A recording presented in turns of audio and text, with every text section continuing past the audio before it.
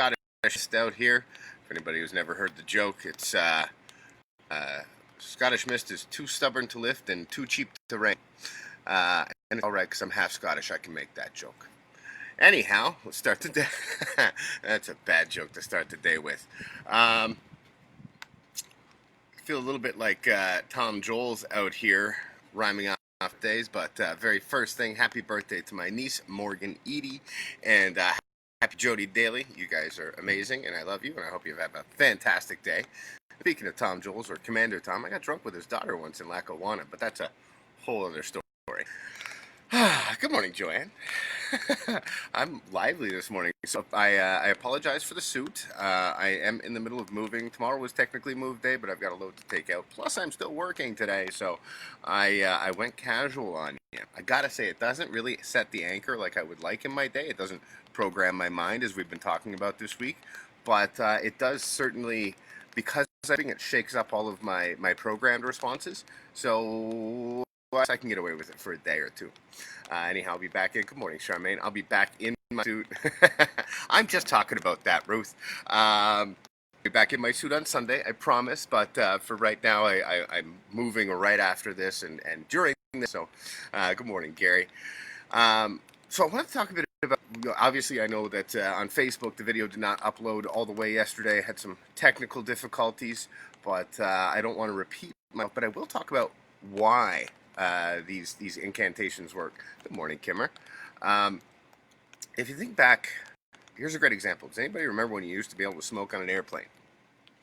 And the fact you can't now. In fact, if you light up a cigarette, even outside, a lot of times it looks of disgust from the people walking by you. Pickle, you just joined. I am supposed to tell you hi from Lord of the Fins. He's a buddy of my buddy, and I was talking to him last night. That's hilarious. Good morning, Pam. Small world. Weird how that happens. Anyhow, if you look at what happened with public opinion on smoking, is it took a long period of time. It took about a 10-year period of time for people's opinion to change of smoking, and that's because of the repetition of it. And that's exactly what I was talking about with incantations or mantras, is programming mind consciously. Now, look, our government bodies, our rulers or leaders or whatever, understand the concept of repetition as the mother of learning. What's up, Pickle? It's nice to see you, buddy. And they realize that inundating the mind, good morning, Davey, with a repetitive message will program the mind to change its opinion of that message.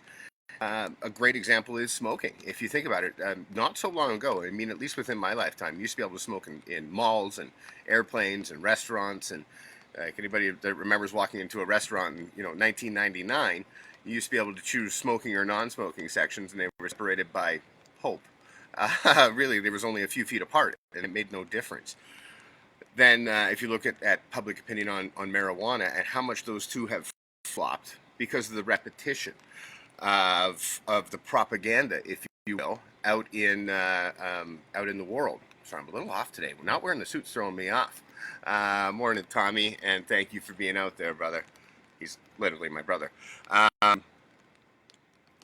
It was perfectly socially acceptable a long time ago to smoke cigarettes in the car with kids, or smoke cigarettes in somebody's house at a party.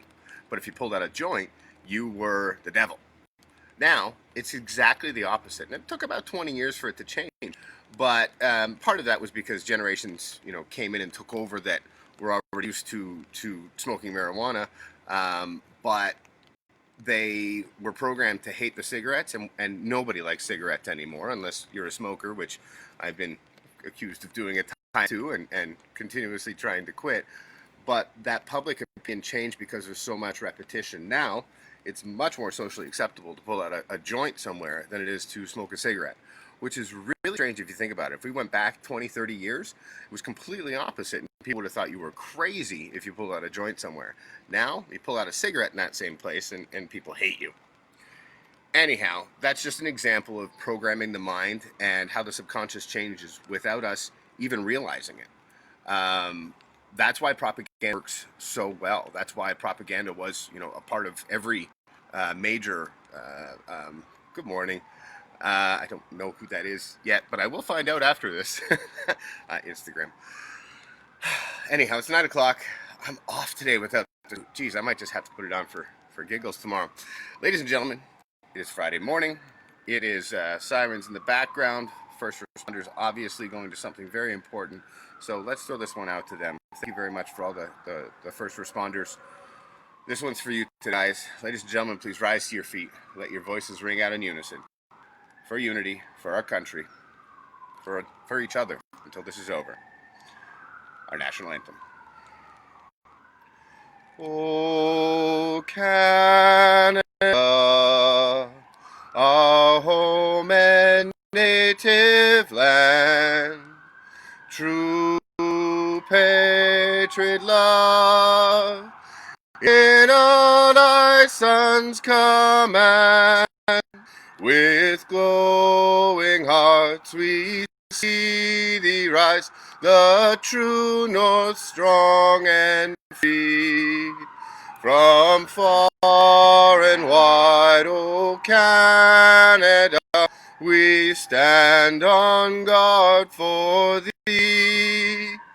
God keep our land glorious and free. O Canada, we stand on guard for thee. O Canada, we stand on guard for thee. Oh, I got applause. Thanks, Carol. Anyhow, I realized I really should do some vocal exercises. Most of the time, this is the first time I actually talk to somebody in the morning, and boy, my voice hurts some days. I gotta say, it's nice to get the applause. What I really was hoping was voices in my neighborhood ringing out with me. So this is a call to any Cabbage Towners out there, any Torontonians that are within earshot. Tomorrow's my last morning to broadcast from here, and I really hope that someone will join me. It's really about unity and what we can do with that. So, good morning, Lisa. I really hope somebody in Cabbage Town is going to join me tomorrow morning. After that, I will be broadcasting from the great metropolis of Dunnville for a while. And I can't wait because I do know there's people there singing with me, and I do know they'll have real voices in the real world with me. So that's it for now. Little off today. At least I got applause. Got to put the suit back on tomorrow, I think. Have a fantastic day. I love you. Thanks to everyone out there still putting their butts on the line. And, good news. It does look like we're coming over the hump on this thing. So we might be a little premature to be opening stuff back up, but at least it's going to look hopeful again. I love you. Have a fantastic day. Until tomorrow, remember, we're all in this together, and every voice counts. Have a great day.